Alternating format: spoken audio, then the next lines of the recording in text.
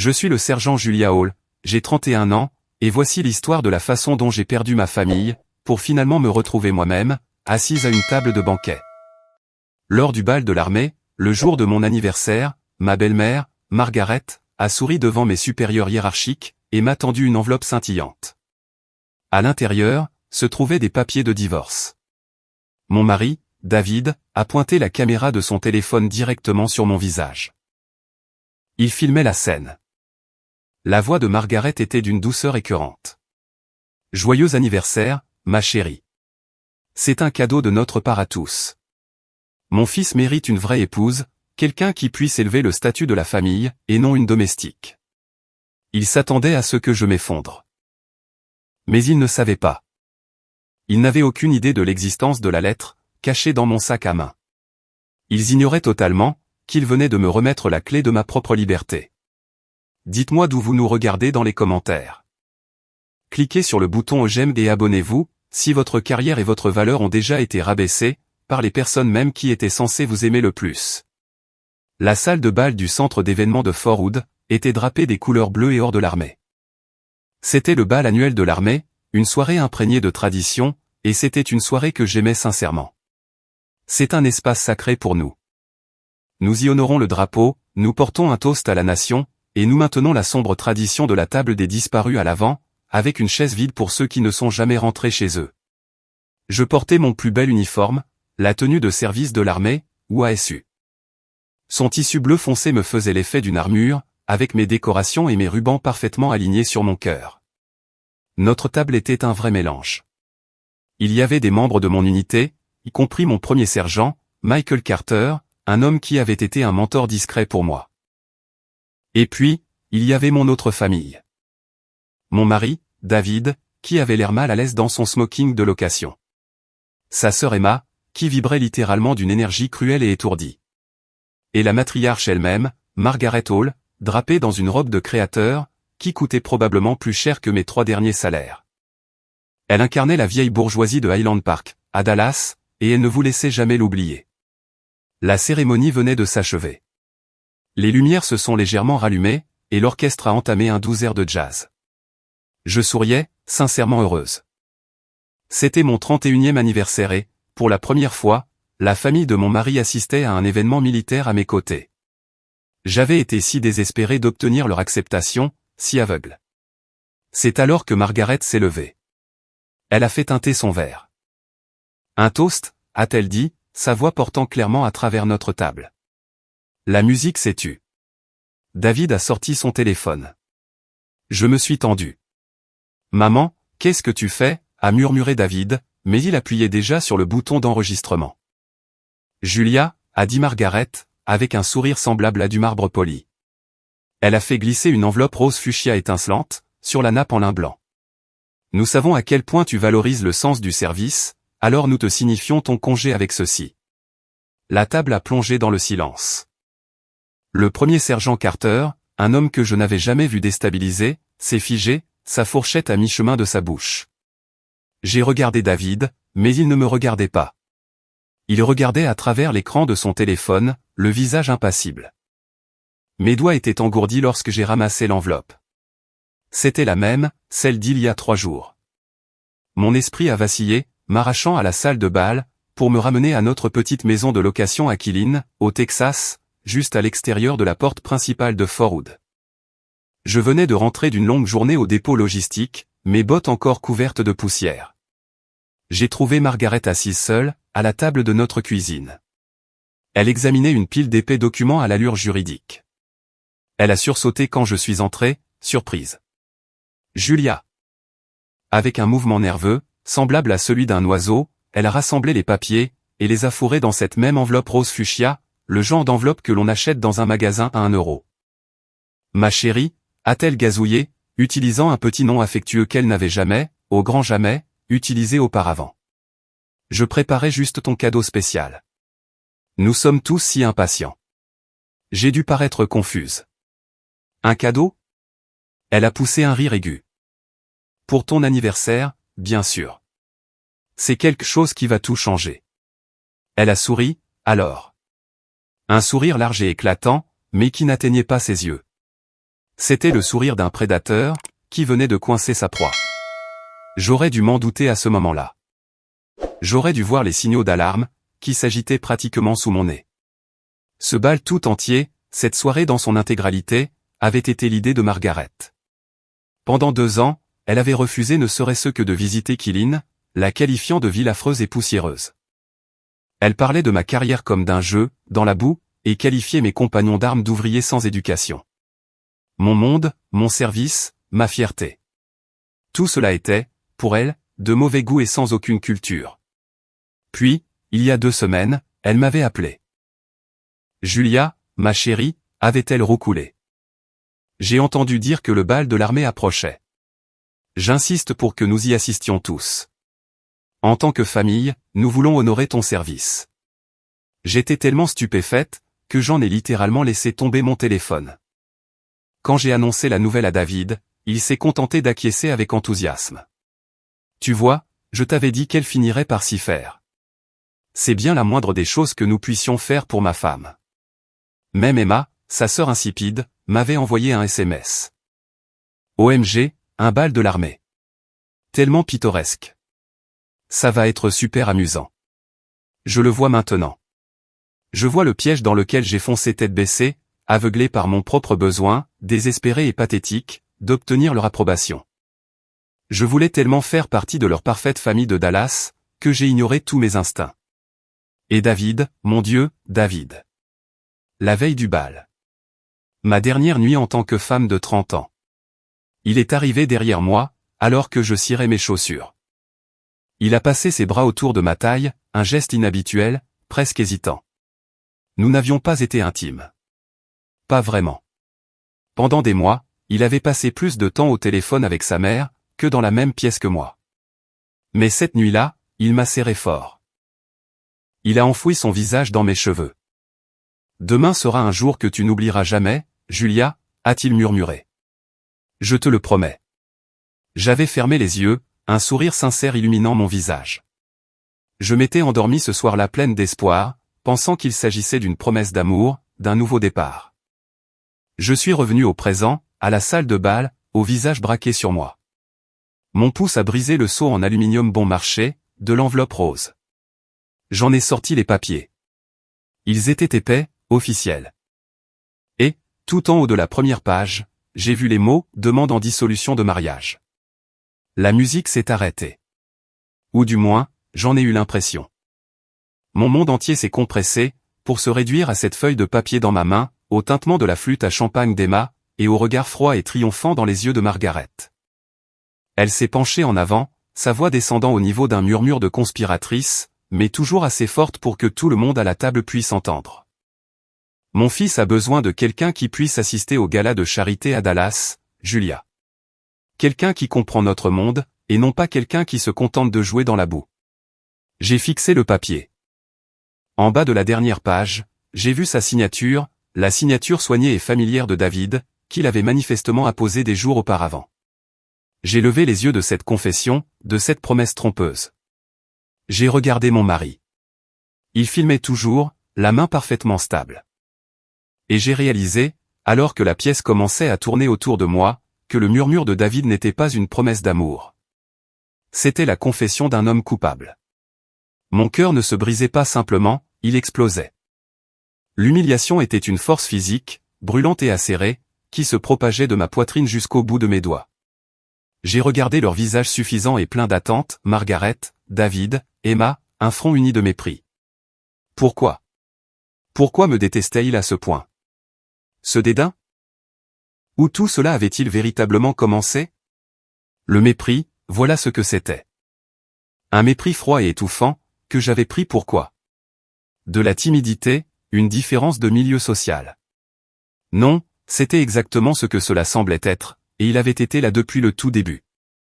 Mon esprit, encore sous le choc dans cette salle de bal, m'a entraîné plus loin dans le passé, au-delà de l'enveloppe rose, au-delà des fausses promesses.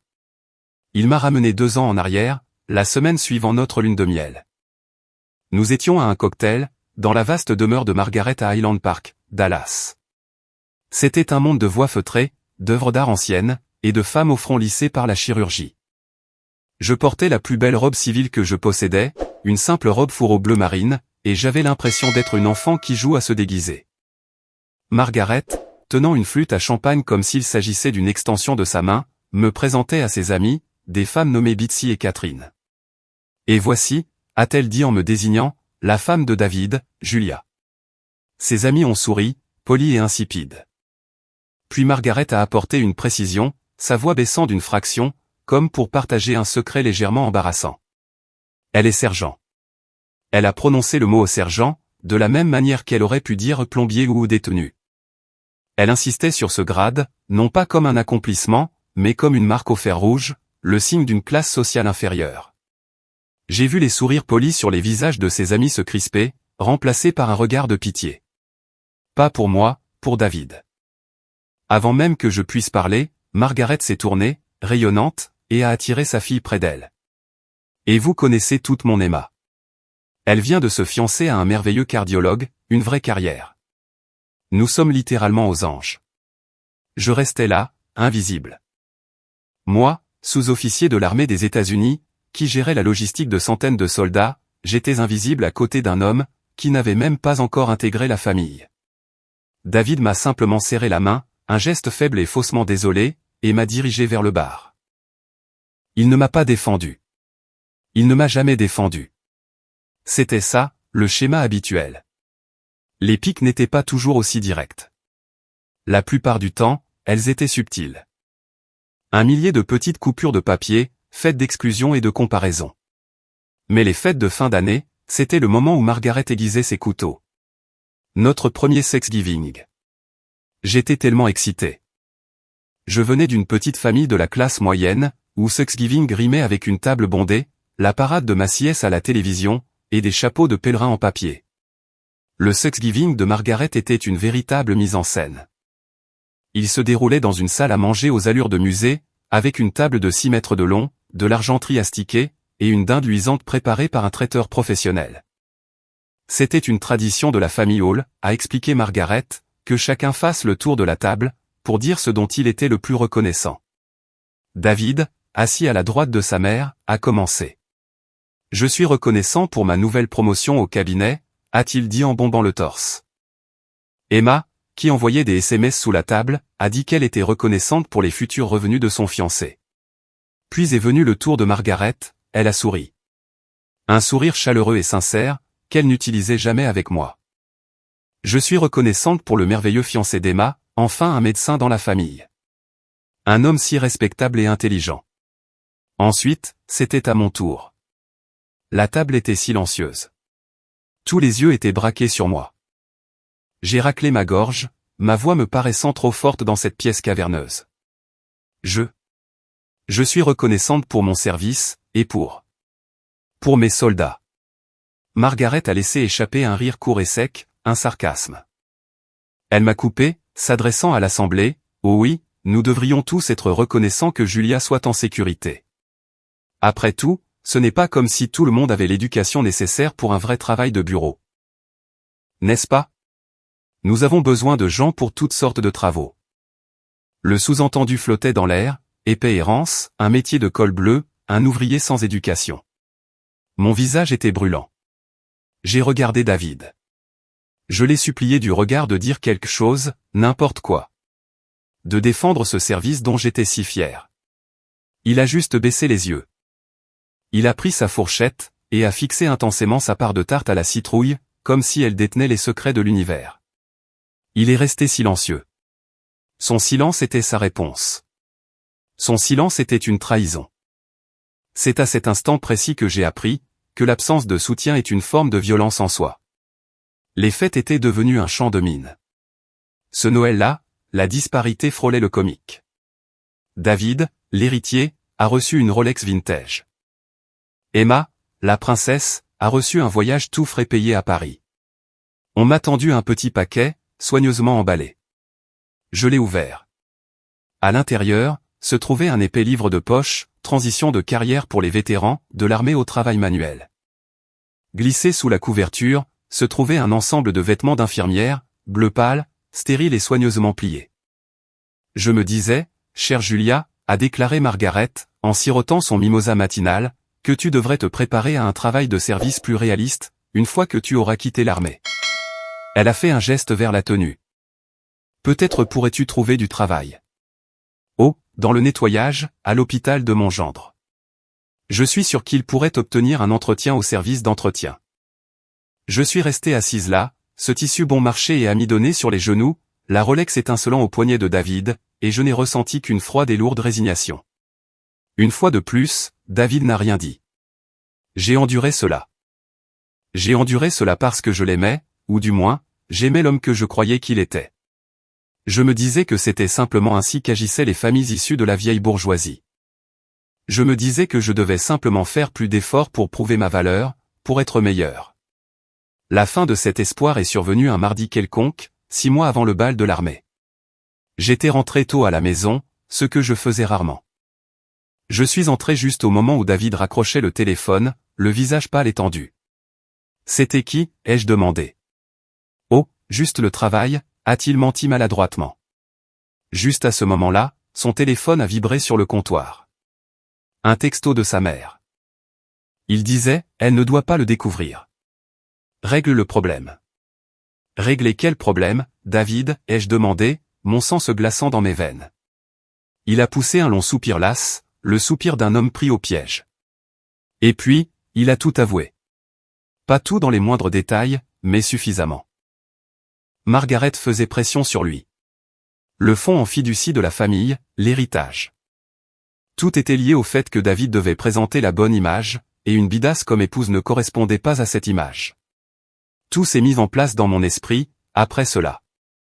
Si vous vous êtes déjà retrouvé dans une situation, où le silence de votre partenaire était le son le plus fort de la pièce.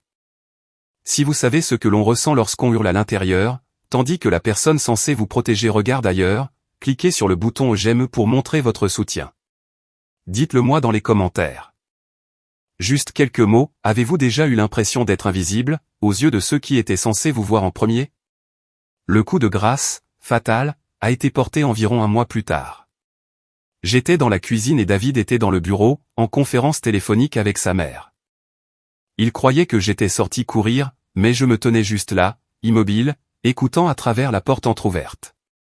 J'ai entendu la voix de Margaret, nette et précise. Tu ne peux pas la laisser faire honte à cette famille plus longtemps.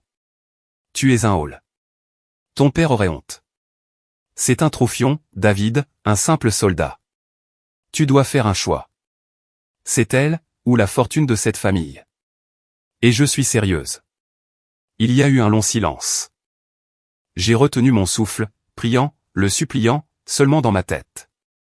Prends ma défense, s'il te plaît. Juste pour cette fois. Et puis, j'ai entendu sa voix. Ni en colère, ni défiante, mais épuisée, vaincue. Je sais, maman, a-t-il soupiré. Je sais. Je vais. Je vais gérer la situation. Je vais m'en occuper. C'était fait. C'est à ce moment-là que j'ai su. Il avait déjà fait son choix. Il avait géré la situation en acceptant son plan, en souriant pendant qu'elle choisissait cette enveloppe rose de mauvais goût, en préparant le terrain pour mon exécution publique. Je l'avais déjà perdu, bien avant qu'il ne signe ses papiers. Il ne changerait jamais. Je ne pouvais pas les changer. Que pouvais-je faire pour m'en sortir? Que pouvais-je faire pour moi-même? Cette question, que pouvais-je faire pour moi-même, est devenue une obsession désespérée et brûlante. Après cet appel téléphonique, après avoir entendu la dernière et lâche trahison de David, quelque chose en moi ne s'est pas seulement brisé, cela s'est endurci. J'en avais fini d'essayer de mériter leur amour. À la place, j'allais forcer leur respect. Ma logique était imparfaite. Je m'en rends compte aujourd'hui. C'était la logique d'une personne encore enchaînée à ses oppresseurs, mais c'était la seule logique que j'avais. S'il méprisait le sergent Hall, alors je deviendrais quelqu'un qu'il ne pourrait pas ignorer. Je deviendrais l'officier Hall. Le plan a pris forme, avec une énergie froide et frénétique. Je vais leur montrer, me suis-je chuchoté, alors que je frottais les joints du carrelage de notre salle de bain de location. J'obtiendrai un grade si élevé, une position si incontestable, que Margaret devra ravaler ses paroles. Ma cible était claire. L'école des élèves officiers, OCS. C'était la seule voie vers le sommet que je connaissais, le seul chemin qui pourrait combler le fossé, entre leur monde de la haute bourgeoisie et ma réalité de bidasse engagé. J'avais déjà validé quelques crédits universitaires, avant de m'engager, mais j'avais besoin d'une licence complète pour postuler. Dès le lendemain, je me suis inscrite à des cours en ligne par le biais de l'Université du Maryland Global Campus, l'UMGC. Tous les soldats la connaissent. C'est l'école où l'on va quand on est déployé, quand on est dans les casernes, quand on essaie de construire un avenir, dans ces minuscules fragments de temps qui n'appartiennent pas à l'armée. J'ai payé les frais d'inscription initiaux avec mes propres économies, en cliquant sur soumettre d'une main tremblante. Je me disais que c'était un investissement. Je me disais que c'était une armure. Je n'en ai pas parlé à David. Pas au début. Ma vie, qui était déjà exigeante, s'est transformée en un cauchemar éveillé. Elle est devenue un marathon épuisant et implacable, couru sur 2 pistes distinctes et opposées. Mon réveil sonnait à 4h30 du matin. À 5h, j'étais sur le terrain pour le PT, l'entraînement physique, à faire des pompes dans l'herbe humide de fort ou d'avant l'aube.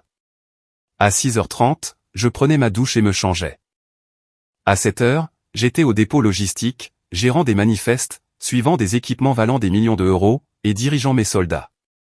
Ma journée de travail durait un minimum de 10 heures, souvent plus. Je rentrais chez moi vers 19h. Je franchissais la porte, mon uniforme couvert de la fine poussière brune d'un exercice d'entraînement sur le terrain, le corps endolori, le cerveau en compote. Il n'y avait pas de « bienvenue à la maison ». Il n'y avait pas de « comment s'est passée ta journée ?» David était déjà sur le canapé, en train de regarder un match, une bière suant sur la table d'appoint. Il levait les yeux, reniflait et disait « tu rentres de la saleté ». J'acquiesçais, trop fatigué pour parler. Je prenais une douche, je mangeais un bol de céréales pour le dîner. Et puis, à 20h, ma deuxième journée commençait. Je m'asseyais au petit bureau de notre chambre d'amis, j'allumais mon ordinateur portable, et je fixais l'écran lumineux. Une contribution à un forum de discussion, sur les implications politiques de la Révolution américaine. Un essai de 2000 mots sur l'histoire des États-Unis. Des lectures obligatoires sur lesquelles mes yeux fatigués parvenaient à peine à se concentrer. La petite lampe de bureau était devenue ma seule compagne. Je tapais, j'effaçais, et je tapais à nouveau. Le bruit des touches cliquetant dans la maison silencieuse. Au bout d'une semaine de cette nouvelle routine, David est apparu dans l'encadrement de la porte, en plissant les yeux. « T'es obligé de faire ça maintenant, marmonna-t-il, irrité. Cette lumière est insupportable. » « J'ai un devoir à rendre, David, lui chuchotai-je en retour, essayant de ne pas réveiller le ressentiment qui bouillonnait en moi. « Bref, soufflait-il. T'es obsédé. » La nuit suivante, il a déménagé son oreiller et sa couverture dans la chambre d'amis. Il a dit que le bruit de ma frappe l'empêchait de dormir. Il a dit que je n'étais plus du tout amusante. Il avait raison. Je n'étais plus amusante. J'étais une machine tournant à vide, alimentée par la rancœur et la caféine. J'étais épuisé. J'étais isolé. Et j'étais complètement, totalement seul. Mais j'ai continué. J'ai terminé le semestre avec une moyenne parfaite de 4.0. J'étais un peu plus près du but. Puis est venu le coup de poignard financier. Pour m'inscrire au semestre suivant, encore plus intensif, je devais demander une aide financière. Je me suis assise à la table de la cuisine pour remplir la FAFSA, la demande gratuite d'aide fédérale aux étudiants. C'était un document que je connaissais bien, depuis ma première tentative d'études universitaires. Mais il y avait une nouvelle et terrible complication. Parce que j'étais marié, j'étais tenu de déclarer les revenus de mon conjoint. Et parce que j'avais besoin d'un prêt étudiant pour couvrir la différence, la demande exigeait sa signature. David, un comptable. Un homme qui comprenait mieux les chiffres que les gens. J'ai attendu un samedi matin. J'ai préparé du café. J'ai étalé les papiers sur la table, ainsi qu'un stylo. Et, ai-je dit, en essayant de donner à ma voix un ton décontracté. J'ai juste besoin que tu jettes un œil à ça, et que tu signes. C'est pour ma FAFSA, pour mes cours. Il a regardé les papiers. Il m'a regardé. Son visage, que j'avais autrefois trouvé séduisant, s'est déformé en un masque de pure condescendance glaciale. La condescendance de Margaret. Il n'a pas pris le stylo. Il a balayé les papiers de la table, d'un revers de main. Ils se sont éparpillés sur le sol en linoléum. Tu te fous de moi, avec ça, a-t-il craché, la voix basse et tranchante. Encore des dettes pourquoi? Pour ça? Ce fantasme? Ce n'est pas un fantasme, David. C'est un cheminement. C'est l'OCS. L'OCS? Il a ri. Un rire bref et vilain. Julia, sois réaliste. Regarde-toi. Tu n'as pas ce qu'il faut. Tu n'as pas l'étoffe d'un officier. Ces mots m'ont frappé plus durement que n'importe quel coup physique. Tu n'as pas l'étoffe d'un officier. C'était la même chose que d'être traité de simple bidasse, de travailleur manuel, ou de fausse épouse. Tu perds ton temps, Julia, a-t-il dit, en se détournant de moi. Tu gaspilles notre argent. Ma mère a raison. Tu devrais essayer d'apprendre une vraie compétence, un truc sûr, pour quand cette histoire d'armée sera terminée, pas ça. Il est sorti de la pièce. Les papiers, ma candidature, mon espoir, gisaient éparpillés à mes pieds. Ces mots ont accompli ce que les réveils de 4h30 et les dissertations de 2h du matin n'avaient pu faire. Ils m'ont brisé. Je ne pouvais pas obtenir le prêt sans sa signature. Je ne pouvais pas payer les cours sans le prêt. Mon rêve, tout mon plan désespéré pour l'heure, montré, s'est dissous en un seul et cruel instant de sabotage financier et émotionnel. Le rêve de l'OCS était mort. J'ai arrêté les cours. J'ai arrêté de parler d'avenir. J'ai juste existé. J'allais au travail. Je rentrais à la maison. David est retourné dormir dans notre chambre, comme si de rien n'était. J'ai commencé, discrètement, à postuler pour des emplois dans le civil, gestion logistique, coordination de projets, n'importe quoi pour me construire une porte de sortie. Mais chaque candidature que j'envoyais, se soldait par un email de refus automatique, nous vous remercions de votre intérêt, mais nous avons décidé de poursuivre avec d'autres candidats. Pas d'entretien, pas d'appel, rien. Je l'ignorais à l'époque, mais je le sais aujourd'hui, Margaret, avec ses relations à Highland Park, s'assurait que chaque porte que j'essayais d'ouvrir me soit claquée au nez. Je n'avais aucune option. J'étais prise au piège. Ce soir-là, après un énième dîner silencieux et angoissant, je ne pouvais pas rentrer à la maison. Je ne pouvais pas m'asseoir dans cette maison, et respirer le même air que l'homme qui avait si nonchalamment, si complètement détruit mon dernier espoir. Je suis monté dans ma Jeep. J'ai juste roulé. Et je me suis retrouvé là où j'allais toujours, de retour sur la base, dans le grand parking presque vide du quartier général de mon unité, garé sous un lampadaire de sécurité jaune et vacillant. J'étais censé être forte. J'étais sergent. Je dirigeais des soldats. Je n'avais pas le droit d'être aussi faible. Mais j'ai posé mes mains sur le volant, mon front sur mes mains, et j'ai fini par tout lâcher. Je suis resté assise là, seule dans ma voiture, dans l'obscurité, et j'ai pleuré. J'ai pleuré pour les efforts gâchés, pour l'espoir perdu, pour la solitude absolue et écrasante d'être marié à un homme qui était mon ennemi. J'avais essayé de changer.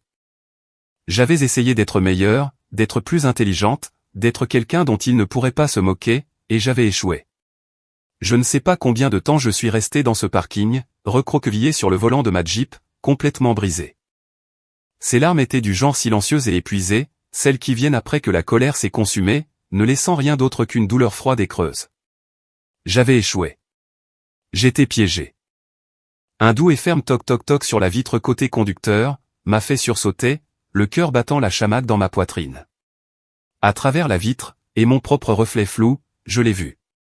Le premier sergent Michael Carter, le premier sergent de ma compagnie, au sein de l'armée. Le premier sergent est à la fois le père, la mère, le grand prêtre, et le chef de la discipline. Ils sont les sous-officiers supérieurs, ceux qui savent tout, voient tout, et gèrent tout. Carter était un homme dans la cinquantaine, un militaire de carrière avec des rides profondes autour des yeux, et une prestance qui forçait le respect instantané.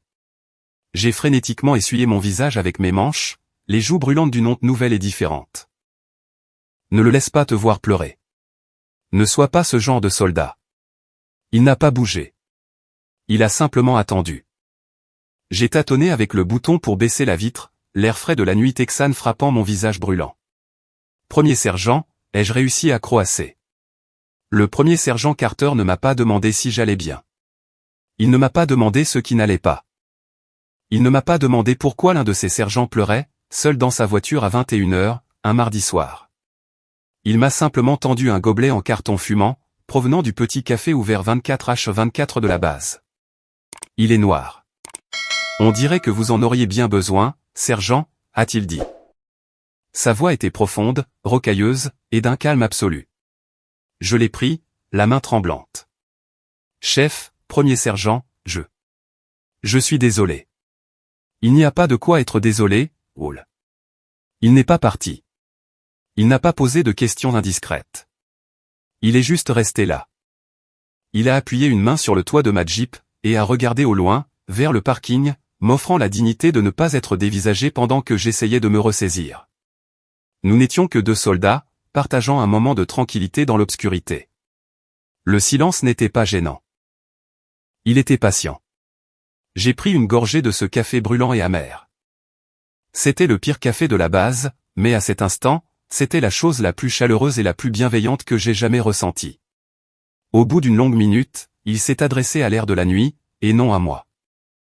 Hall, je ne sais pas ce qui se passe dans votre monde, et franchement, ce ne sont pas mes affaires. J'ai tressailli, me préparant à un sermon. Il a tourné la tête juste un peu, ses yeux croisant les miens dans la pénombre. Mais je sais ce qui se passe à l'intérieur de cette clôture. Et ici, vous êtes l'un des meilleurs sous-officiers que j'ai. Vous êtes dur, vous êtes intelligente, vous accomplissez la mission, et vos soldats vous respectent. Ce n'est pas mon opinion, Hall. C'est un fait. Je l'ai fixé, la gorge nouée. Quoi que ce soit, a-t-il continué. Quoi qu'il se passe là-bas, il a fait un signe de tête vers la porte principale, vers le monde civil. Vous ne laissez personne vous dire que vous n'êtes pas à la hauteur. Vous ne les laissez pas vous enlever ce que vous avez mérité ici. Et voilà. C'est ça qui a fini de faire céder le barrage. J'ai recommencé à pleurer. Pas les sanglots silencieux et désespérés de tout à l'heure. C'était quelque chose de différent. C'était un torrent de soulagement, d'une gratitude si profonde que c'en était douloureux. J'ai pleuré parce que, pour la première fois en 2 ans, quelqu'un m'avait vu. Il a vu le sergent Hall, et non la femme de David. Il a vu ma valeur, et non mon potentiel pour une carrière plus sûre. Le premier sergent Carter a poussé un long et lourd soupir. Il avait l'air d'un homme qui avait vu cela 1000 fois. C'est le conjoint, n'est-ce pas, a-t-il dit, non pas comme une question, mais comme une affirmation. J'ai simplement hoché la tête, incapable de parler, sentant les larmes chaudes couler sur mon visage. Il a levé les yeux vers les étoiles. J'ai traversé une sale épreuve moi aussi. En 2009, après mon 3e déploiement. Je suis rentré à la maison, et elle avait vidé toute la maison, pris le chien, et n'avait rien laissé d'autre qu'une pile de factures et une lettre de rupture. Il a fait une pause, et pour la première fois, j'ai entendu l'homme, pas seulement le grade. Parfois, Julia, a-t-il dit, utilisant mon prénom si doucement que je l'ai presque manqué. Cet uniforme, ce costume vert, il nous comprend mieux que la personne qui dort dans notre lit. Il s'est éloigné de la Jeep, et s'est redressé. L'armée n'est pas parfaite. Dieu sait qu'elle est brisée d'une centaine de façons différentes, mais c'est une famille, et nous prenons soin des nôtres. N'oubliez pas ça. J'ai enfin retrouvé ma voix. Merci, premier sergent. Vous n'avez pas idée. Si, je le sais, a-t-il dit simplement. Au fait, je traitais les récompenses cet après-midi. J'ai vu que vous n'aviez jamais été proposé pour cette dernière recommandation de leadership, celle pour le chargement du FTX, celui que vous avez sauvé à vous toute seule d'un désastre total. J'avais été tellement consumé par le rejet de ma candidature à l'OCS par David, que j'avais complètement oublié ça. J'ai raté la date limite, premier sergent. Je sais, a-t-il dit. Alors, j'ai antidaté les papiers, et je les ai signés moi-même. Ce sera dans votre dossier d'ici vendredi. Que ça ne se reproduise plus. Il me disait qu'il savait. Il savait que j'étais distraite. Et au lieu de me punir, il m'avait couverte. Il m'avait protégée. Il a tapoté le toit de la Jeep 2 fois. Rentrez chez vous. Allez dormir. On se voit au PT à 5 heures précises. Et sur ce, il était parti, retournant vers les casernes des sous-officiers. Je suis resté assise là pendant un long moment, tenant le gobelet de café chaud. En l'espace de 10 minutes, il m'avait donné tout ce que David et Margaret avaient passé 2 ans à m'enlever. de la validation, du respect, un avenir. Il ne m'avait pas dit de changer. Il ne m'avait pas dit d'être quelqu'un d'autre, d'obtenir une vraie éducation, ou d'être plus prudente. Il m'avait dit que moi, Julia Hall, telle que j'étais plus que suffisante. C'était la gentillesse la plus profonde que j'ai jamais connue. Et alors que la chaleur du café se répandait en moi, j'ai ressenti une piqûre de tristesse aiguë et inattendue, une douleur douce amère. J'étais tellement reconnaissante envers le premier sergent Carter. Mais j'étais aussi tellement triste, parce que ce n'était pas à lui de faire cela. L'homme qui avait juré de m'aimer et de me protéger. Celui qui était censé être mon partenaire. C'était lui qui gardait le silence. C'était lui qui me disait que je n'étais pas assez bien. J'ai enfin compris. Ma vraie famille n'était pas celle dans laquelle je m'étais marié. C'était celle dans laquelle je m'étais engagé.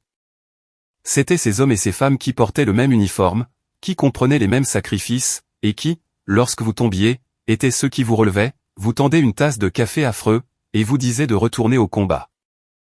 J'ai démarré la Jeep, le moteur reprenant vie dans un grondement. Je ne me sentais pas réparé, mais renforcé. J'avais une famille. J'étais sergent, et j'allais m'en sortir. Cette rencontre avec le premier sergent Carter m'avait renforcé. Cela n'avait pas réglé ma vie, mais cela m'avait rappelé que je n'étais pas folle. J'avais de la valeur, même si mon propre mari était incapable de la voir. Mais j'étais toujours piégé. Le rêve de l'OCS était mort, étouffé par David. Mes candidatures pour des emplois civils se heurtaient toujours à un mur de refus automatique. J'étais au point le plus bas de mon existence. J'étais coincé dans une maison avec un homme qui me méprisait, lié à une famille qui voulait m'effacer, et je ne voyais aucune issue. C'était mon état d'esprit, environ une semaine avant le bal de l'armée. Il était tard, probablement après 22 heures. David dormait, ou faisait semblant de dormir, dans la chambre d'amis. J'étais à mon poste habituel, au petit bureau de la chambre d'amis, sous la faible lumière de l'unique lampe. Je ne faisais plus mes devoirs. Je faisais juste défiler l'écran, faisant défiler machinalement les sites d'offres d'emploi, me préparant au prochain email du type « Nous vous remercions de votre intérêt ». Mon profil LinkedIn était ouvert. Je le consultais rarement. Cela semblait inutile. Ce n'était qu'une collection de compétences qui, selon Margaret, ne valait rien. Mais il y avait un petit 1 dans un cercle rouge, sur l'icône de la messagerie. J'ai cliqué dessus. C'était un email, non pas d'un contact au hasard, mais d'une responsable principale du recrutement de talents. Le nom était formel. Le nom de l'entreprise à côté a fait s'arrêter mon cœur. Aegis Défense Solutions. Aegis, comme l'un des plus grands sous-traitants de la défense au monde. Le genre d'entreprise qui construit des systèmes de guidage et des blindages avancés. Le genre d'entreprise qui n'embauche pas de simples bidasses. Mes mains tremblaient. J'ai cru à une erreur. Je pensais que c'était du spam. J'ai ouvert le message. Cher sergent Hall, commençait-il. Mon grade était utilisé comme un titre de respect, et non comme une insulte. Je m'appelle Sarah Chen, et je suis responsable du recrutement chez Aegis Défense Solutions. Je suis tombé sur votre profil, sur un site d'offres d'emploi dédié aux vétérans, et j'ai immédiatement été profondément impressionné. J'ai lu cette phrase 3 fois. Profondément impressionné. Je n'avais pas été impressionné par moi-même depuis 2 ans. J'ai continué à lire. Votre expérience dans la gestion logistique complexe, votre capacité avérée à diriger de petites équipes, et votre longue expérience des opérations dans des environnements sous haute pression, correspondent précisément à ce que nous recherchons pour un nouveau projet. Ma vision s'est troublée. Je lisais une description de ma carrière, mais à travers un prisme complètement différent. Ce que Margaret appelait « jouer dans la boue », cette recruteuse l'appelait « opérer dans des environnements sous haute pression ». Ce que David appelait une perte de temps, elle l'appelait « gestion logistique complexe ». Et puis est venue cette phrase, celle qui a tout changé. Celle dont je me souviendrai pour le reste de ma vie. Nous considérons, écrivait-elle, qu'un parcours militaire comme le vôtre n'est pas quelque chose dont on doit se détacher. C'est un atout inestimable. Un atout inestimable. Ces mots m'ont frappé comme une force physique. J'ai ravalé un sanglot, pressant ma main sur ma bouche. Atout inestimable. La seule autre fois où j'avais entendu cette expression, c'était de la bouche de Margaret, pour décrire la bague en diamant de 3 carats de sa grand-mère. cette recruteuse, cette professionnelle, cette parfaite inconnue utilisait cette même expression à mon sujet, au sujet de mon travail, des choses même que ma famille utilisait pour me ridiculiser. Moi, simple soldat, j'étais un atout inestimable. L'email n'était pas juste une prise de contact. C'était une invitation directe. Nous serions honorés, a-t-elle écrit, si vous acceptiez un entretien vidéo avec notre chef de département. Nous pouvons nous libérer demain, si votre emploi du temps le permet. J'ai fixé l'écran pendant une bonne minute, mon cœur battant à tout rompre contre mes côtes. Était-ce réel? J'ai répondu, mes doigts volant sur les touches, ma voix professionnelle et calme, même si mon monde était en train de basculer. Oui, Madame Chen, je suis disponible. Demain après-midi me convient parfaitement. Les 24 heures qui ont suivi ont été un véritable tourbillon. J'ai pris une demi-journée de congé personnel, prétextant un rendez-vous chez le dentiste. J'ai repassé mon chemisier le plus professionnel, celui que je gardais pour les commissions d'examen de l'armée. Je me suis assise à ce même petit bureau, mais au lieu d'une étudiante désespérée et en échec, j'étais une professionnelle. L'entretien a été facile. C'était terrifiant, mais c'était facile. Le type à qui j'ai parlé, un capitaine de la Navy à la retraite, ne m'a pas interrogé sur mes sentiments. Il ne m'a pas interrogé sur la famille de mon mari. Il m'a interrogé sur le travail. Racontez-moi la dernière fois que vous avez eu une défaillance critique dans la chaîne d'approvisionnement, a-t-il demandé. Alors, c'est ce que j'ai fait. Je lui ai parlé d'un FTX où un convoi avait été dérouté, et où j'avais dû me coordonner avec 3 unités différentes, dans l'obscurité, avec de mauvais signaux radio, pour acheminer des pièces de char valant plusieurs millions d'euros jusqu'à la ligne de front, avant le matin. Je lui ai expliqué comment je gérais mes soldats, comment je suivais l'inventaire, et comment nous avions accompli la mission. Je lui décrivais simplement mon mardi. Il a écouté, hochant la tête, sans sourire, mais concentré. Bien, a-t-il dit. C'est exactement en quoi consiste ce travail. Sauf que la ligne de front, c'est une salle de réunion à Washington DC, l'entretien s'est terminé. J'ai fermé l'ordinateur portable. J'ai ressenti un frisson que je n'avais pas ressenti depuis des années. Le frisson de la compétence. Dès le lendemain, vendredi, un email est arrivé. Il ne venait pas de la recruteuse. Il venait des ressources humaines d'Aegis. L'objet, offre conditionnelle d'emploi, chef de projet. Je l'ai ouvert. Poste, chef de projet, logistique et intégration. Lieu, Austin, Texas. Salaire de départ, 85 000 € par an. Avec, en prime, des avantages sociaux complets, et un généreux forfait d'aide au déménagement. 85 000 €. J'ai fait le calcul de tête. C'était presque le double de mon salaire actuel de sergent. C'était plus que ce que gagnait David en tant que comptable junior.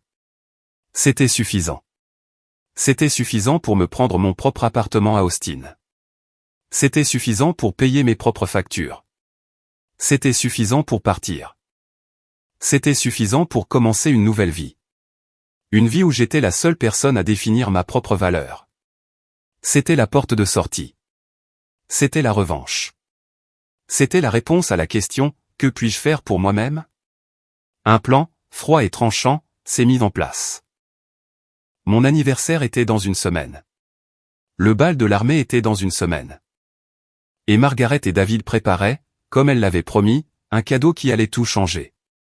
J'ai regardé l'email. J'ai regardé l'offre à 85 000 €. Moi aussi, ai-je chuchoté. J'ai décidé à ce moment-là de garder cela dans le plus grand secret. Ils étaient occupés à préparer leur mise en scène, ignorant que le scénario avait changé. Ils pensaient avoir le contrôle. Mais j'avais un nouveau et puissant secret. J'avais un as dans la manche. J'ai cliqué sur imprimer. J'ai écouté notre imprimante bon marché gémir, alors qu'elle recrachait la lettre d'offre officielle, celle avec le logo d'Aegis en haut.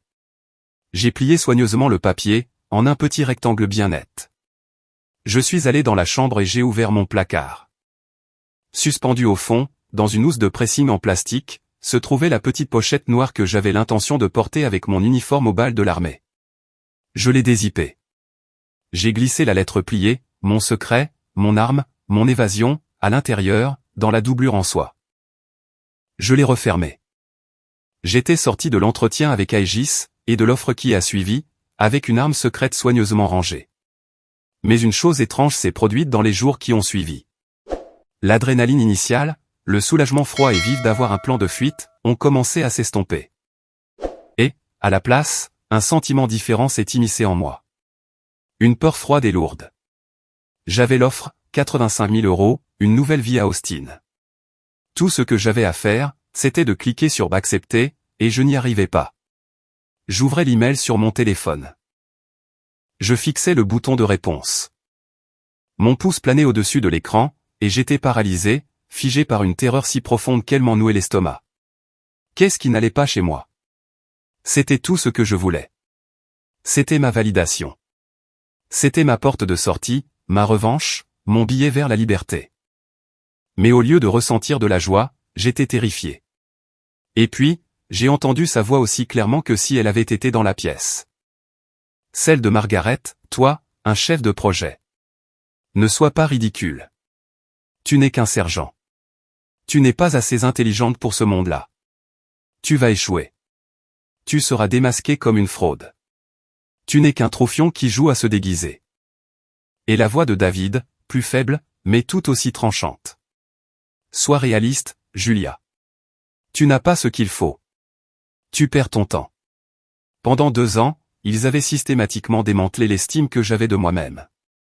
Ils avaient empoisonné ma propre perception de moi-même. Ils l'avaient fait si efficacement qu'aujourd'hui, même lorsqu'une opportunité en or, capable de changer ma vie, m'était offerte, c'était moi qui la sabotais. Leur voix était devenue ma voix intérieure. J'étais devenue ma propre oppresseuse. J'étais convaincu qu'Aegis avait commis une erreur. Que le capitaine de la Navy à la retraite n'avait pas vu qui j'étais vraiment, que je les avais trompés d'une manière ou d'une autre, et que si j'acceptais, je débarquerais à Austin et, en moins d'une semaine, ils réaliseraient leur terrible erreur. Ils me vireraient, et je me retrouverais avec rien.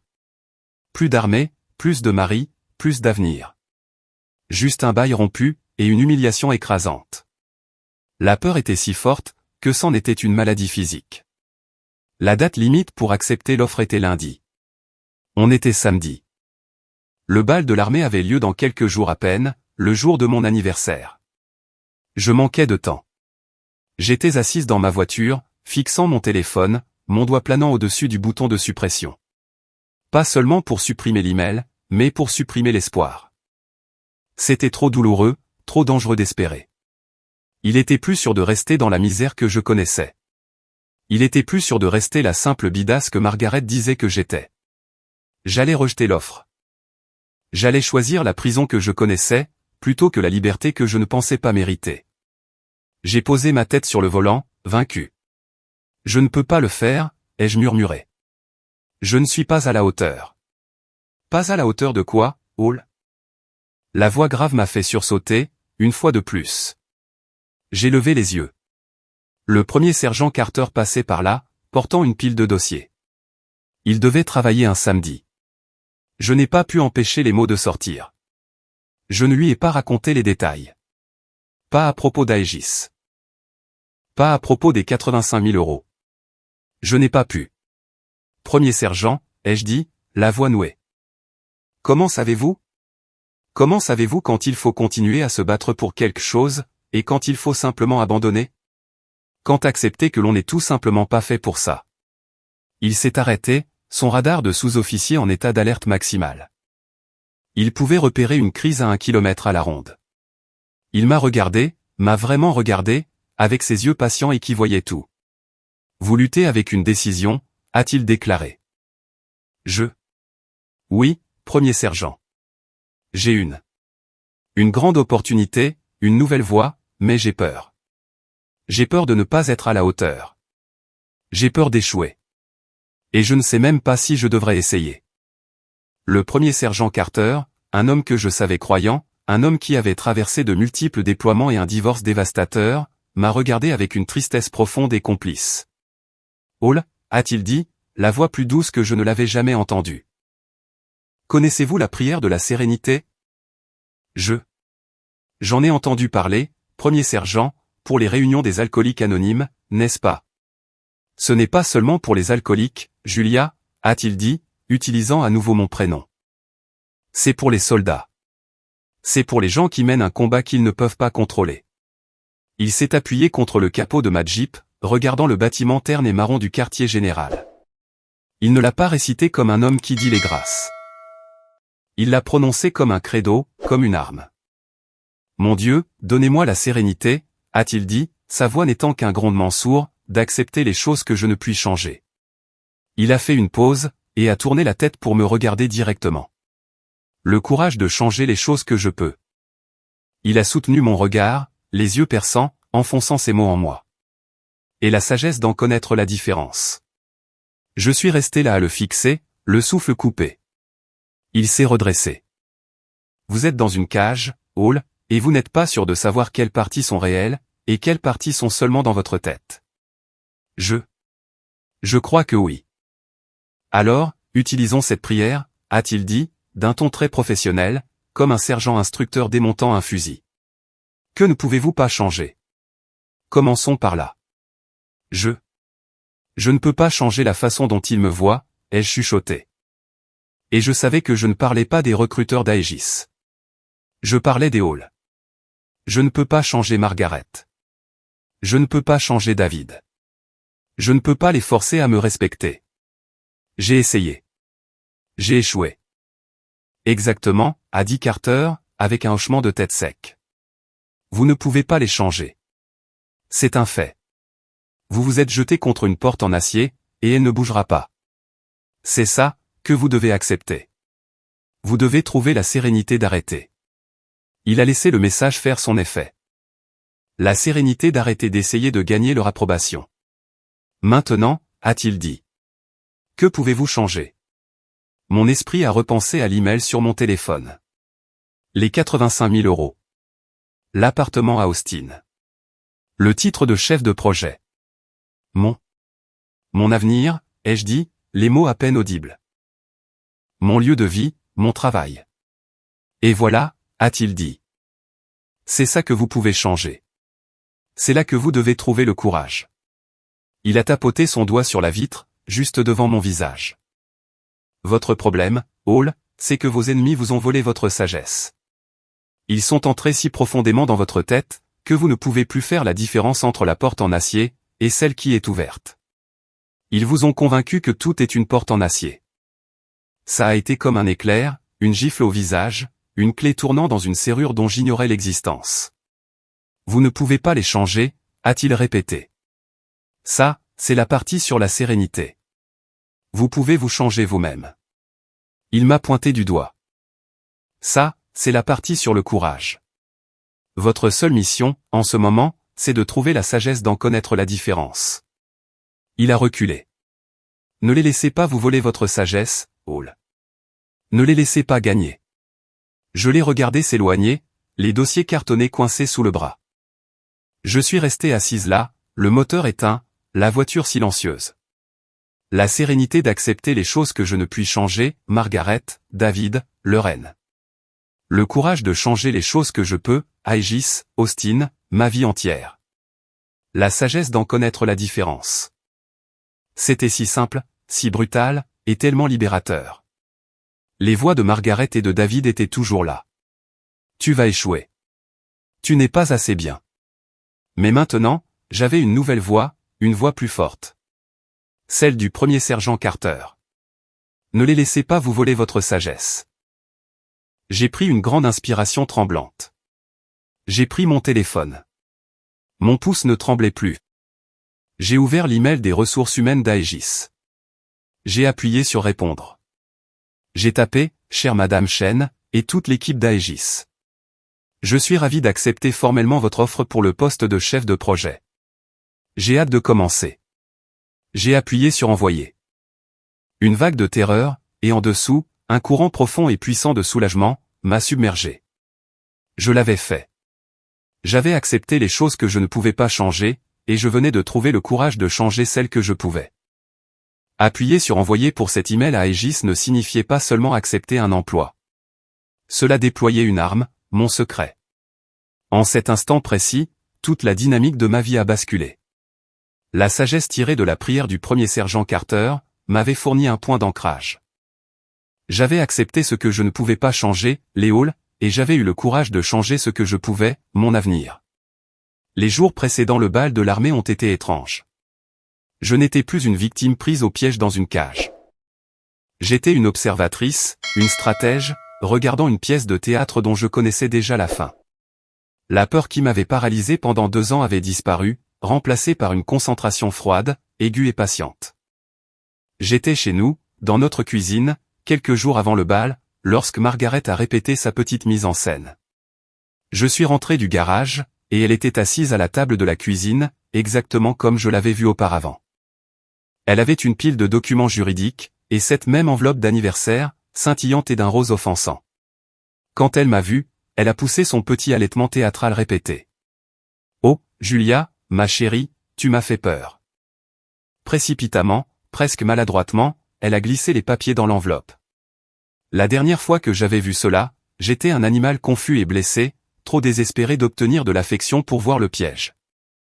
Maintenant, ayant accepté l'offre d'Aegis, je la voyais exactement pour ce qu'elle était, un prédateur, et un prédateur maladroit, en plus. « Je prépare juste ton cadeau d'anniversaire spécial, ma chérie », a-t-elle gazouillé, cet accent de la haute société de Dallas dégoulinant de faux sucre. Comme je te l'ai dit, c'est quelque chose qui va tout changer. Je l'ai regardé, puis j'ai regardé l'enveloppe dont je savais qu'elle contenait les papiers du divorce, et j'ai souri. Un petit sourire sincère et calme. « J'en suis sûr, Margaret », ai-je dit d'une voix posée. « J'ai hâte. » Elle s'est figée, son propre sourire vacillant pendant une fraction de seconde. Elle s'attendait à ce que je sois nerveuse, ou en demande, ou à ce que je demande « Oh, qu'est-ce que c'est ?» Elle n'était pas préparée à un tel calme. « Tu n'as pas idée à quel point tu as raison », ai-je pensé, en attrapant une bouteille d'eau. « Ça va tout changer, mais pas de la façon dont tu l'as prévu. » David était encore pire. Maintenant que l'embuscade était tendue, il surcompensait. Il essayait d'agir comme un mari aimant. C'était pathétique, et c'était exaspérant. Il a essayé de toucher le creux de mon dos, alors que je le croisais dans le couloir. « Tu es magnifique aujourd'hui, Julia. » Je me suis contenté de le regarder, mon visage étant un masque de neutralité. « Tu vas porter ta tenue de soirée pour le bal, n'est-ce pas ?» a-t-il demandé, faisant référence à l'uniforme militaire le plus formel et le plus cher, celui qui ressemblait à un smoking. Ou cet autre truc. Il détestait mon uniforme de service de l'armée. Mon ASU. Tout comme sa mère, il pensait que c'était l'uniforme des domestiques. L'ASU, David, ai-je dit d'un ton neutre. Il a soupiré, passant une main dans ses cheveux, ses yeux se dirigeant déjà vers le salon où se trouvait Margaret. Il cherchait son approbation, même dans ce domaine. Bien. Eh bien, ça va être une super soirée. Tu verras. Je te l'ai promis. Une soirée que tu n'oublieras jamais. Oh, je sais. Ai-je dit. Il ne savait pas que j'avais tout vu. 2 nuits auparavant, alors qu'il était sous la douche, j'avais utilisé notre ordinateur familial. Il avait laissé sa messagerie ouverte. Je ne l'avais pas cherché, mais c'était juste là, en haut de sa boîte de réception. Une chaîne de mails transférés, provenant de l'avocat de la famille de Margaret. L'objet du message était « Accord final sur les termes, all control ». J'avais cliqué dessus. Mon cœur battait à un rythme froid et régulier. J'ai vu la réponse de David à l'avocat, envoyée une semaine plus tôt, ça me paraît bien. J'accepte toutes les conditions. Veuillez procéder à la signification lors de l'événement, comme convenu. Il n'était pas juste une victime faible et lâche de la manipulation de sa mère. Ce n'était pas une marionnette. C'était un co-conspirateur. Il participait activement à l'humiliation publique de sa propre femme. Il avait donné son accord. Cet email a été le dernier élément qui a fait passer mon cœur de la blessure à la pierre. La veille du bal, Margaret m'a appelé. « Julia, ma chérie », a-t-elle chanté au téléphone. « Je veux juste confirmer que tu es bien préparée pour demain soir. C'est si important que nous y soyons tous. » Après tout, elle a fait une pause, laissant la cruauté flotter dans l'air, ce sera la dernière fois que tu assisteras à un événement en tant que membre de cette famille. Elle pensait vraiment que j'étais stupide à ce point. Elle pensait que c'était une menace subtile que je ne comprendrais pas. Je me suis penché en arrière sur ma chaise de bureau dans la caserne, en regardant l'offre imprimée d'Aegis posée sur mon bureau. Tu as tout à fait raison, Margaret, ai-je dit d'une voix enjouée. C'est une soirée très importante. Je ne manquerai ça pour rien au monde. À demain. J'ai raccroché, l'entendant bafouiller à l'autre bout du fil.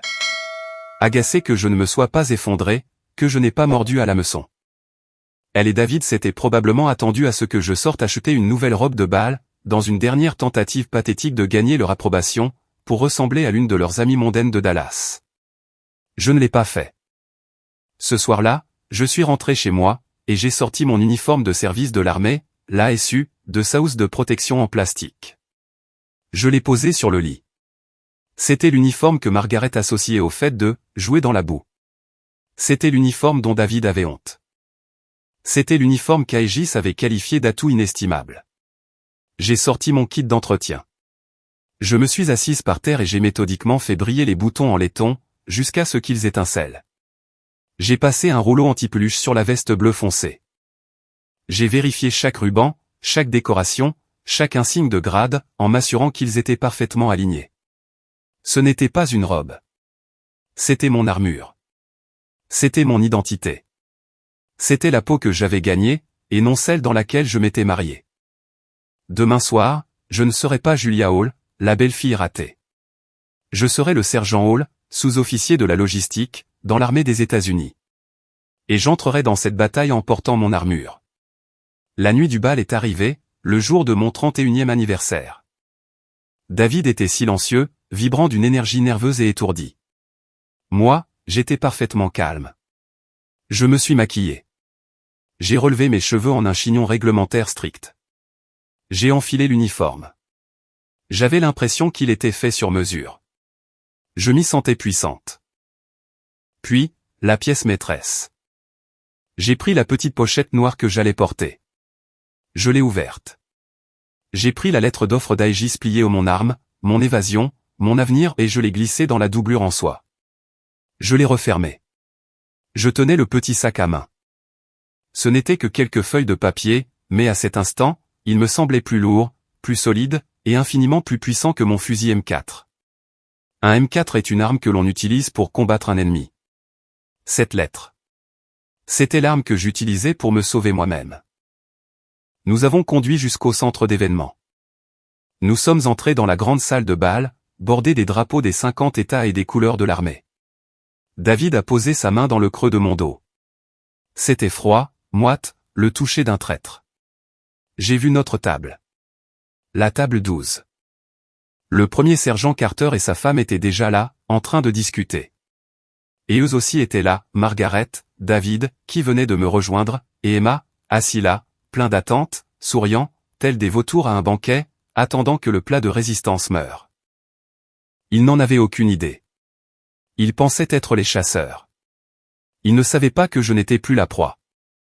Si vous avez déjà eu à entrer dans une pièce en sachant que vous alliez affronter votre plus grande bataille, cliquez sur le bouton j'aime. Dites-moi que vous êtes prêts pour ce moment dans les commentaires. Montrez-leur Julia ci-dessous, si vous êtes de mon côté. J'ai pris une inspiration lente et régulière. J'ai marché vers la table. Je me suis assise, posant ma petite pochette noire sur mes genoux. Je pouvais sentir les coins pointus de la lettre pliée à l'intérieur. J'ai levé les yeux, et j'ai croisé le sourire radieux et triomphant de Margaret. La scène était en place, les acteurs étaient en position, et ils ignoraient totalement que j'avais réécrit l'intégralité du scénario. J'étais assise là, mes mains reposant sur la pochette noire posée sur mes genoux. J'étais calme. La salle était bruyante. Le tintement des verres, le murmure de centaines de conversations, le son lointain du groupe de jazz jouant un pot-pourri patriotique. Le premier sergent Carter, assis à ma gauche, était en plein milieu d'une anecdote. Alors le commandant du bataillon me dit, « Chef, je me fiche de savoir comment tu fais, fais-le, c'est tout. » Et j'ai dit. Il n'a jamais pu finir sa phrase. Un tintement aigu au tink-tink-tink a traversé la conversation de notre table. Margaret tapotait sa flûte à champagne avec un ongle manucuré. Les discussions à notre table se sont tues instantanément. « Excusez-moi, tout le monde, » a dit Margaret. Sa voix, exercée par des années de déjeuner de charité à Dallas, a fendu l'air avec une précision glaciale. Elle ne s'est pas levée. Pas encore. Elle voulait juste l'attention de notre table. Elle l'a obtenu. Le premier sergent Carter avait l'air agacé d'être interrompu. Sa femme avait l'air perplexe. Moi, je me contentais de regarder. C'était le moment. Je voulais juste prendre un moment, a dit Margaret, avec un sourire large et éclatant, puisque c'est l'anniversaire de Julia. Elle a commencé à se lever, véritable apparition dans une robe en soie bleu marine hors de prix. Et comme vous le savez, notre famille met un point d'honneur à célébrer nos militaires. Du coin de l'œil, j'ai vu deux choses se produire simultanément. Emma, ma belle-sœur, s'est redressée, un rictus cruel et excité sur le visage. Et David, mon mari, a sorti son téléphone. Il a braqué l'appareil photo directement sur moi. Il filmait. Mon cœur battait à un rythme régulier et froid. Boum. Boum. Boum. La scène était à elle. Julia, ma chérie, a dit Margaret, et maintenant sa voix était assez forte pour que les tables voisines puissent l'entendre. Le bruit de fond de la salle de bal semblait s'estomper. Nous savons à quel point ton service compte pour toi, alors pour ton anniversaire, nous avons décidé de te signifier ton congé avec ceci. Elle s'est baissée et a pris l'enveloppe rose scintillante, celle que je l'avais vue préparer. Elle l'a fait glisser sur la nappe en lin blanc. Elle s'est arrêtée juste devant mon assiette. Toute ma table était figée. Le premier sergent Carter, un homme qui avait connu le combat, a fixé l'enveloppe rose avec un regard de fureur pure et absolue. Il savait ce que c'était. C'était une embuscade. C'était une attaque contre l'un de ses soldats, à sa propre table. Joyeux anniversaire, ma chérie, a dit Margaret, sa voix dégoulinant d'un poison qu'elle déguisait en miel. Emma pouffait de rire, la main sur la bouche. La main de David, qui tenait le téléphone, était parfaitement stable. J'ai regardé Margaret. J'ai regardé l'enveloppe. J'ai regardé David. Il a soutenu mon regard à travers l'écran de son téléphone. Je n'ai pas pleuré. Je n'ai pas crié. Je n'ai même pas respiré fort. J'ai simplement agi, avec les mouvements économiques et entraînés d'un soldat. J'ai ouvert la pochette noire sur mes genoux. J'ai plongé la main à l'intérieur. Le sourire de Margaret s'est élargi. Elle pensait que je prenais un mouchoir. Elle pensait que la crise de larmes commençait. Ce n'était pas le cas. Je prenais mon stylo. J'ai sorti le simple stylo noir, fourni par le gouvernement, que j'avais toujours sur moi. J'ai cliqué dessus. Le son était net, définitif. J'ai tiré l'enveloppe rose scintillante vers moi. J'ai ouvert le rabat. J'en ai extrait l'épaisse pile de documents juridiques. Je ne les ai pas lus. Je n'en avais pas besoin. J'avais déjà vu l'email. J'ai tourné directement à la dernière page, à la ligne de signature, Julia Monsieur Hall. Ils me fixaient tous, attendant l'explosion, attendant les larmes, attendant que je jette les papiers, que je hurle, comment avez-vous pu? Je ne leur ai rien donné de tout ça. Avec une main aussi stable que celle de David, j'ai signé mon nom. Une signature nette, forte, affirmée. J'ai posé le stylo. J'ai glissé les papiers signés dans l'enveloppe. Je les repoussai sur la table vers Margaret. Puis, j'ai regardé directement son visage choqué et confus, et j'ai souri. Merci, Margaret, ai-je dit d'une voix claire et calme. C'est vraiment le cadeau le plus généreux que vous auriez pu me faire. Le silence qui a suivi a été assourdissant. Le sourire triomphant de Margaret s'est figé, puis s'est effondré. Ses yeux se sont écarquillés. Ce n'était pas dans le script? Le petit rire d'Emma est mort dans sa gorge. David. David a carrément baissé son téléphone. Il a balbutié, c'est. C'est tout? C'est tout ce que ça te fait? J'ai tourné mon sourire vers lui. L'homme que j'avais aimé, le traître. Oh, non, David, ai-je répondu. Ce n'est pas tout. Moi aussi, j'ai une annonce à faire. Je me suis retourné vers Margaret, qui fixait maintenant les papiers signés comme s'il s'agissait d'un serpent. Tu avais raison sur un point, Margaret, ai-je dit, en projetant ma voix un tout petit peu plus. Tu as dit que David et moi méritions mieux, et je suis d'accord. J'ai replongé la main dans ma pochette noire. Cette fois, j'en ai sorti le deuxième document plié, la lettre d'offre d'Aegis. Margaret a plissé les yeux, confuse. Qu'est-ce que c'est que ça? Ça, ai-je dit en la levant. C'est mon véritable cadeau d'anniversaire. Celui que je me suis offert. J'ai déplié la lettre. Tu vois, pendant que vous étiez tous occupés à planifier cette adorable petite fête, ai-je déclaré, moi aussi, j'étais un peu occupé. J'ai posé la lettre sur la table. Je viens d'accepter un nouveau poste, en tant que chef de projet chez Aegis Défense Solutions. Le visage de David est devenu blanc. Il connaissait ce nom. Il était comptable. Il savait ce qu'était un sous-traitant de la défense de premier plan. Un chef de projet, ai-je continué, la voix suave. Avec un salaire de départ de 85 000 € par an. J'ai littéralement vu la mâchoire d'Emma se décrocher. Elle a laissé tomber son iPhone sur la table, dans un fracas. Avec, en plus, ai-je ajouté, un très généreux forfait d'aide au déménagement pour Austin. J'ai regardé Margaret. Son visage était passé de la confusion, à une horreur pâle et béante. Je me suis penché juste un peu en avant. C'est drôle, Margaret. Toi et David avez toujours dit que mon service ne valait rien, que je n'étais qu'un simple trophion qui jouait dans la boue. J'ai tapoté la lettre d'Aegis. Il s'avère qu'Aegis n'est pas de cet avis. Ils ont dit, et je cite, que mon expérience en logistique militaire est un atout inestimable pour eux. Boum. La réplique sur elle est atout inestimable a atterri comme un obus de mortier. David était figé, son téléphone pointant désormais inutilement vers le sol, toujours en train d'enregistrer. Il filmait sa propre humiliation. Margaret était sans voix. Sa bouche s'ouvrait et se fermait, mais aucun son n'en sortait.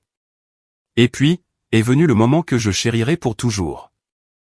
Le premier sergent Michael Carter, qui avait observé tout cet échange avec l'intensité d'un faucon, a soudainement éclaté d'un large et brillant sourire. Il s'est levé. Il a attrapé son verre d'eau. « Madame, excusez-moi », a-t-il dit à sa femme, qui rayonnait déjà. Il a levé son verre bien haut. Sa voix de commandement, a résonné dans notre section de la salle de bal. « Un toast », a-t-il hurlé. Les tables voisines ont fait silence. Un toast au sergent Hall, pour son anniversaire. Et pour son avenir, brillant, nouveau, et inestimable chez Aegis. Instantanément, toute ma table, composée de soldats et de leurs conjoints, s'est levée d'un bond. Ils ont levé leur verre en l'honneur du sergent Hall. Félicitations, Julia. Vous le méritez, sergent. C'était une vague de soutien pur et sans filtre. Mais ce n'était pas fini. L'agitation avait attiré l'attention des tables VIP, à l'avant de la salle de bal. Je l'ai vu se lever, le commandant de notre bataillon, un lieutenant-colonel, un homme à qui je n'avais adressé la parole que lorsque j'étais au garde à vous le plus strict. Il n'était pas en smoking. Il portait son uniforme de soirée officielle, couvert de médailles. Il s'est mis en marche vers nous. Toute la famille, toujours figée, a regardé cet homme, ce chef, marcher directement vers notre table. Il est passé juste devant eux. Il s'est arrêté devant moi. Par instinct, j'ai commencé à me lever pour me mettre au garde à vous. Il a posé doucement une main sur mon épaule. Repos, sergent, restez assise. Il a souri. Premier sergent Carter. J'ai entendu ce toast. Il s'est tourné vers moi. Il m'a tendu la main. Sergent Hall, est-ce vrai? Aegis Solutions? Oui, mon colonel, ai-je réussi à dire. Il m'a serré la main. Une poignée de main ferme et vigoureuse. C'est eux qui y gagnent, sergent. La perte de l'armée et le gain de l'industrie de la défense. Vous êtes l'un de nos meilleurs sous-officiers. Ils ont de la chance de vous avoir. Il a regardé David. Il a regardé Margaret. Il ne les connaissait pas, mais il avait parfaitement compris ce qui se passait. Ses yeux étaient de la pure glace. Il s'est retourné vers moi, sa voix redevenant chaleureuse. Félicitations, sergent. Sincèrement. Merci, mon colonel, ai-je répondu. Il a hoché la tête et est retourné à sa table. J'étais encerclé. Mes frères d'armes sous-officiers, leurs femmes, tout le monde me tapait dans le dos, m'offrait des félicitations, me posait des questions sur ce nouveau travail. J'étais complètement, totalement et publiquement vengé. Et les halls. Margaret, David et Emma étaient juste là, silencieux, humiliés, complètement et totalement isolés dans un océan de respect. Un respect qui m'était entièrement destiné. Je les ai regardés une dernière fois. 3 statues pathétiques et brisées. J'ai pris ma pochette noire. Je me suis levé. Je n'ai pas dit au revoir. Je n'ai pas dit un mot de plus. Je me suis juste retourné, et je me suis éloigné. Je n'ai pas couru. J'ai marché. J'ai fait un signe de tête à mes soldats, à mes frères et sœurs sous-officiers qui applaudissaient encore, leurs visages illuminés d'une joie sincère pour moi. J'ai adressé un dernier signe de tête respectueux au premier sergent Carter, qui a simplement baissé le menton, un regard de fierté paternelle profonde sur le visage. Puis j'ai tourné le dos à toute la famille. Je n'ai pas regardé en arrière. Pas une seule fois. Je n'avais pas besoin de voir la vanité effondrée de Margaret, ni la moue d'enfant gâtée d'Emma, ni l'expression pathétique et vidée de David. J'en avais fini avec eux. Je suis sorti de la salle de bal, mes pas résonnant avec assurance sur le sol en marbre. Les bruits de la fête, la musique, les rires, les félicitations, se sont estompés derrière moi. J'ai poussé les lourdes portes en verre du centre de convention, et je suis sorti dans l'air frais et humide de la nuit texane. Je me suis arrêté. J'ai regardé le ciel sombre, les lampadaires brumeux de Killeen, et j'ai pris une grande inspiration. C'était la première véritable respiration que je prenais, depuis 2 ans. Elle ne portait pas le poids du jugement de Margaret, ni de la déception de David. C'était juste de l'air. C'était la liberté. Je n'ai pas pleuré. J'étais trop vide, trop épuisé, et bien trop soulagé. L'adrénaline de la salle de bal a commencé à s'évaporer, laissant place à un épuisement profond et douloureux. Mais j'étais libre. Je suis monté dans ma Jeep, et je suis rentré à la maison que je partageais avec David. Ce n'était plus notre maison. Ce n'était qu'un endroit, une zone d'attente temporaire. Il n'est pas rentré cette nuit-là. Margaret et Emma non plus. J'ai dormi, pour la première fois en 2 ans, au milieu du lit. J'ai dormi d'un sommeil profond, lourd, et sans rêve. Les 2 semaines qui ont suivi ont été un tourbillon logistique. J'étais un sous-officier de la logistique, après tout. C'était ma spécialité. J'ai rencontré une avocate, une femme vive et sans détour du centre-ville de Killeen, spécialisée dans les divorces militaires. Je me suis assise dans son bureau, qui sentait les vieux livres et le café fort, et je lui ai raconté l'histoire. Quand je suis arrivé à la partie sur le bal de l'armée, elle m'a arrêté. Il a filmé ça, a-t-elle demandé, les yeux pétillants. Oui, maître, ai-je répondu. Sa sœur aussi. Ils enregistraient tous les 2. Mon avocate, maître Evans, s'est penchée en arrière sur sa chaise, un large sourire carnassier s'étalant sur son visage. Sergent Hall, a-t-elle dit. Au Texas, nous pouvons prononcer des divorces pour faute. Ils viennent tout simplement de nous livrer l'affaire sur un plateau d'argent. Elle m'a expliqué qu'en vertu de la loi du Texas, la cruauté était un motif justifiant une répartition inégale des biens. Et une humiliation publique coordonnée, planifiée par sa mère, lors d'un événement militaire formel, le jour de votre anniversaire. Elle a savouré les mots. Ça, sergent, c'est la définition même de la cruauté préméditée. Il nous faut cette vidéo. Je ne l'ai pas, ai-je dit. Oh, lui, il l'a. Elle a souri. Et il sera légalement contraint de la fournir, lors de la communication des pièces. Il pensait filmer votre humiliation. Ce qu'il faisait en réalité, c'était créer la pièce à conviction numéro 1. Et c'est exactement ce qui s'est passé. L'avocat de David, sans doute horrifié, a dû remettre les images du téléphone. Maître Evans m'a appelé après l'avoir regardé. Elle ne souriait plus. Elle était furieuse. C'est pire que ce que vous aviez décrit, a-t-elle dit, la voix tendue. L'expression sur leur visage, leur rire. Nous allons les réduire en cendres, sergent. Les avocats de Margaret, habitués à la vieille fortune de Dallas, ont essayé de se battre, mais la vidéo était irréfutable. C'était un cas flagrant de violence psychologique, préméditée et malveillante. Le juge était consterné. Margaret avait essayé de me piéger, de me jeter dehors sans rien. Au lieu de cela, elle m'avait tout donné. Le divorce a été réglé rapidement. J'ai obtenu un accord très favorable. J'ai gardé ma Jeep.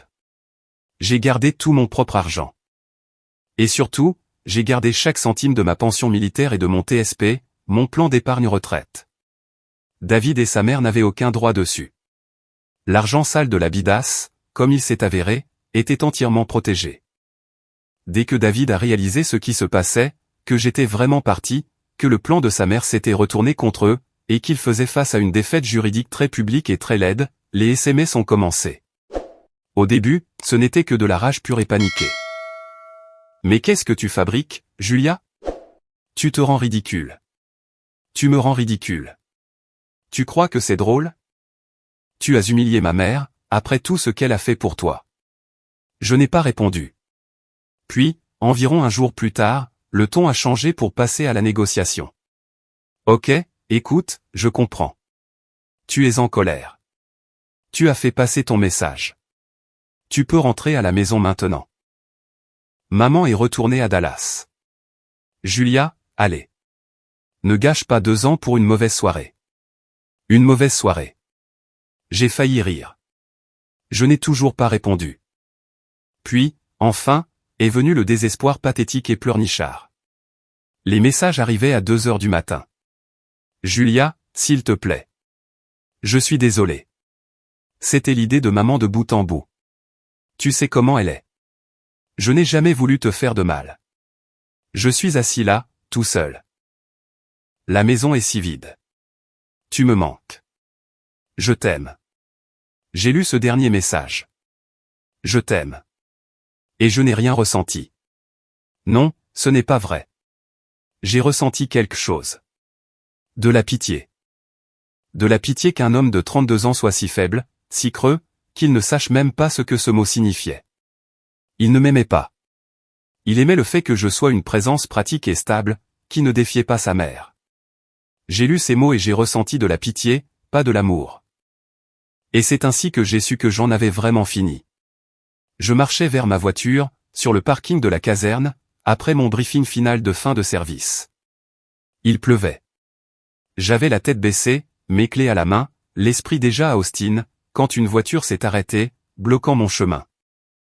C'était David. Il a bondi hors de sa voiture, ses vêtements de travail coûteux étant déjà trempés. Julia, arrête-toi, s'il te plaît. Je me suis arrêté. Je l'ai simplement regardé. Il avait l'air terrible. Il était mal rasé. Ses yeux étaient rouges. Il ressemblait à un petit garçon à qui on avait dit non. Julia, s'il te plaît, l'a-t-il supplié en s'approchant de moi. Ne fais pas ça. Ne pars pas. Tu n'es pas obligé de faire ça. On peut parler. On peut. On peut aller voir un conseiller. On peut arranger ça. J'ai regardé son visage. Le visage que j'avais aimé. Le visage pour lequel j'avais cuisiné, à côté duquel j'avais dormi, et pour lequel j'avais pleuré. J'avais tellement voulu que cet homme soit mon partenaire, qu'il soit ma famille. Et, dans ce parking pluvieux, j'ai ressenti un pincement au cœur, aigu et soudain. Ce n'était pas de l'amour. C'était du deuil. C'était la dernière douleur mourante pour l'idée de ce que nous aurions pu être. Le deuil de l'homme que je croyais qu'il était. Je devais accepter que cet homme n'avait jamais existé. C'était ça, la sagesse dont parlait le premier sergent Carter. Accepter ce que je ne pouvais pas changer. Je ne pouvais pas le changer. Je ne pouvais pas changer sa mère. Je ne pouvais que me changer, moi. David, ai-je dit. Ma voix était calme. Elle était tellement calme. Elle n'a pas vacillé. C'est fini. Non, Julia, ça ne l'est pas. Je t'aime.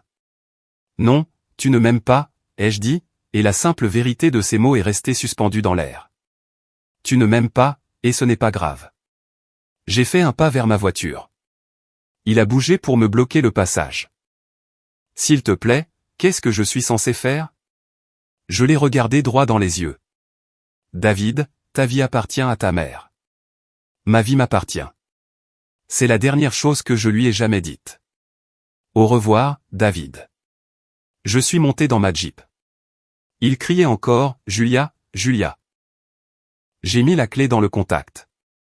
J'ai allumé le moteur. J'ai reculé pour sortir de ma place. Il est resté là, sous la pluie, à me regarder partir. Je suis sorti du parking. J'ai quitté la base. Je me suis garé à la première station-service. J'ai pris mon téléphone. J'ai regardé son nom.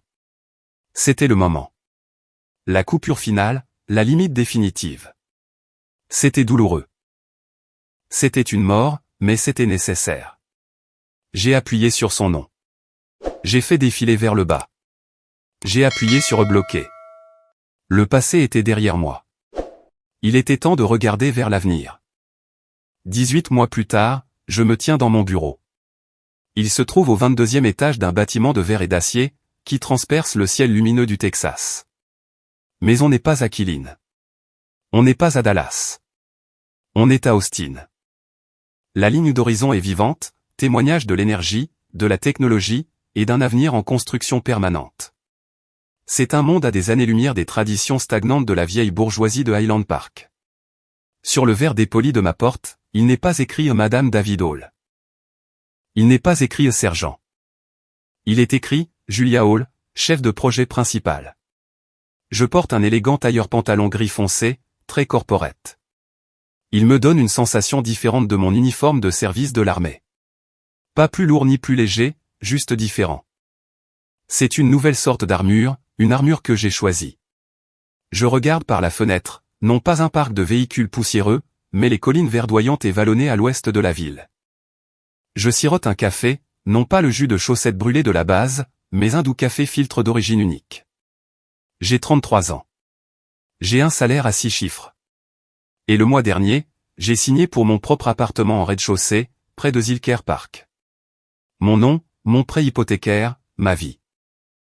C'est calme. C'est paisible. Un genre de paix dont j'ignorais même l'existence. C'est étrange.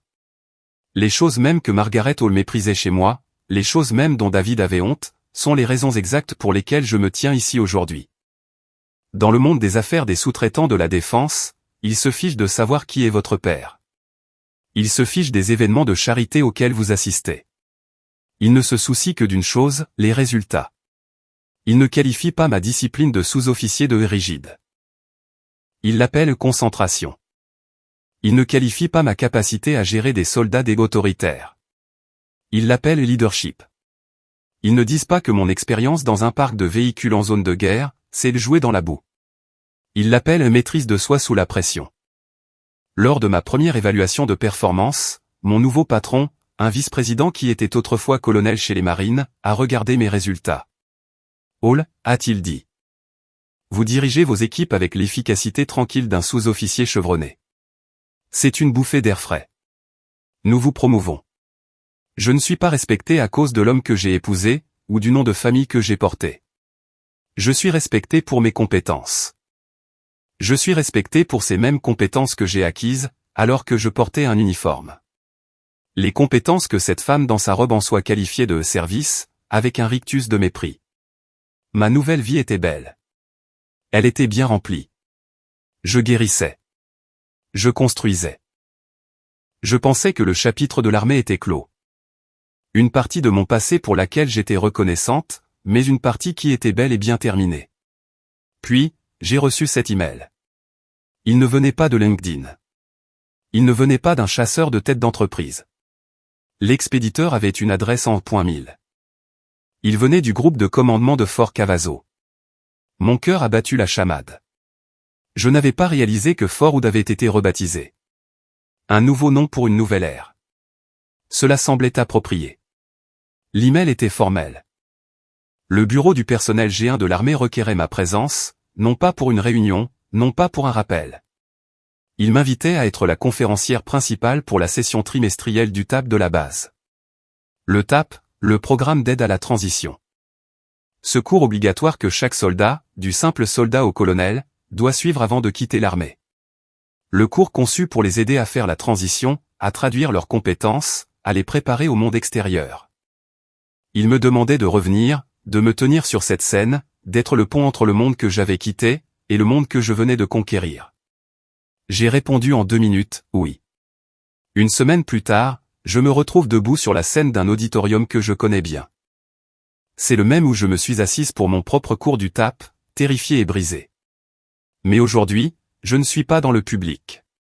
Je suis au pupitre. Devant moi, il y a 300 soldats, de jeunes bidasses, des sergents aguerris, des officiers plus âgés, tous dans leurs uniformes de camouflage. Ils me regardent tous avec la même anxiété silencieuse que j'avais eue autrefois. La peur de l'inconnu, la peur de ne pas être à la hauteur du monde civil. Je baisse les yeux sur mes notes, puis je lève les yeux. Je vois leur visage, et je repousse mes notes. Bonjour, Fort Cavazo, dis-je. Ma voix est stable, amplifiée par le microphone. Je m'appelle Julia Hall. Il y a 18 mois, j'étais l'une d'entre vous.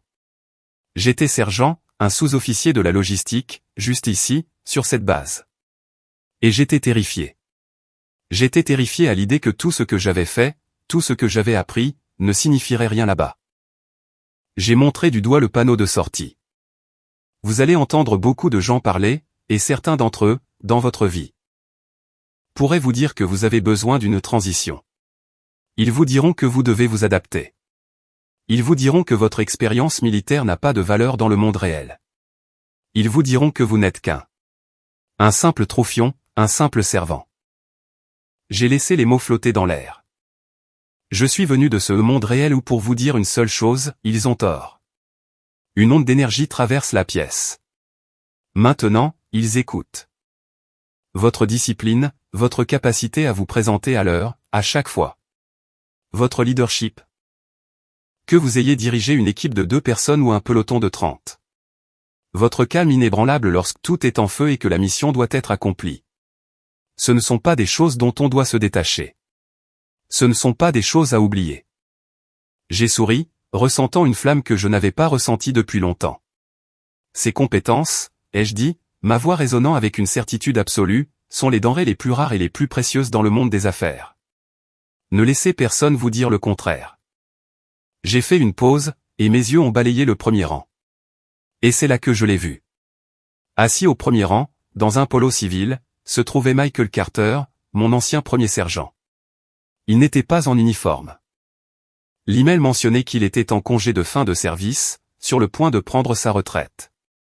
Il ne pleurait pas. Il n'acclamait pas. Il souriait, tout simplement. Un sourire silencieux, complice, et profondément fier.